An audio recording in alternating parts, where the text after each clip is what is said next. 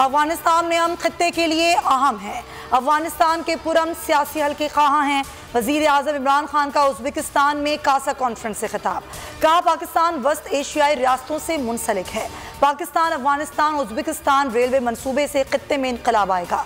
उम्मीद है प्रोजेक्ट पर जल्द काम शुरू हो जाएगा। बुखारा और समरकंद के दौरे का इंतजार है।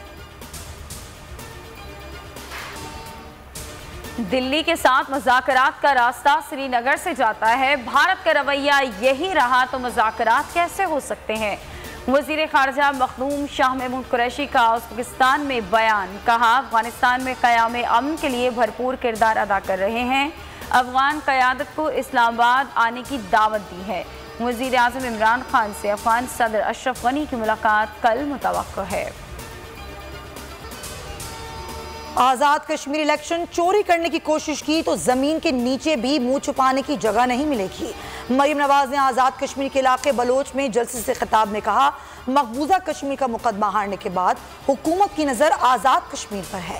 तेल की कीमत बढ़ने से हम सब पर फर्क पड़ता है, इमरान खान पर नहीं। लीगी नायब सदर ने नया नारा लगा दिया। कहा जब आया है इमरान तो बिकेगा सारा पाकिस्तान। किस सियासतदान या ब्यूरोक्रेट से कितनी रिकवरी की, नया प्रेस कॉन्फ्रेंस कर देता है। 400 अरब की रिकवरी की, कहां से की बताएं। पब्लिक अकाउंट्स कमेटी ने नैब को भेजे गए केसेस पर पेशरफ रिपोर्ट तलब कर ली। ख्वाजा आसिफ ने कहा कि पीएससी को केसेस नैब या एफआईए को नहीं भिजवाने चाहिए। कमेटी अपनी हुदूद का तहफ़्फ़ुज़ करे। अद्वियात की तरसील पर एडवांस टैक्स नामंजूर। Pakistan chemist and drugs association मैदान में आ गई। मुल्कगीर हड़ताल। लाहौर में ताजरों ने लोहारी मेडिसिन मार्केट पर ताला लगा दिया। रावलपिंडी की अद्वियात मार्केट में एहतजाजी कैंप। 19 जुलाई से गैर मुय्यना मुद्दत तक हड़ताल की धमकी दे दी। डिस्ट्रीब्यूटर ने भी काम बंद कर दिया।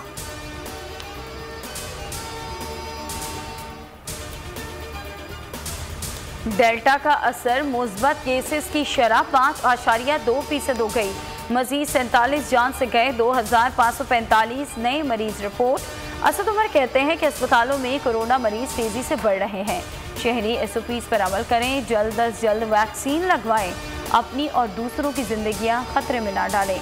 डॉक्टर फैसल सुल्तान ने कहा कि भारतीय वायरस तेजी से फैल रहा है। हालात बता रहे हैं ईद उल अज़हा बहुत महदूद पैमाने पर होगी। पब्लिक ट्रांसपोर्ट बंद कर सकते हैं।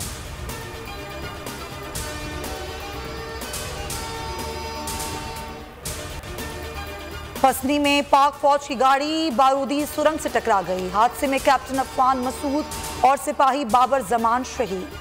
ISPR के मुताबिक वाक़े में मुलव्विस दहशतगर्दों को पकड़ने के लिए सर्च ऑपरेशन जारी है।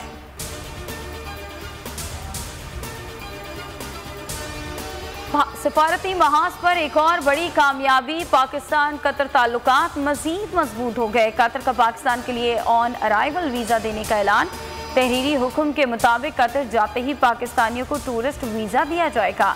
6 माह तक वैलिड पासपोर्ट और रिटर्न टिकट की शर्त होगी।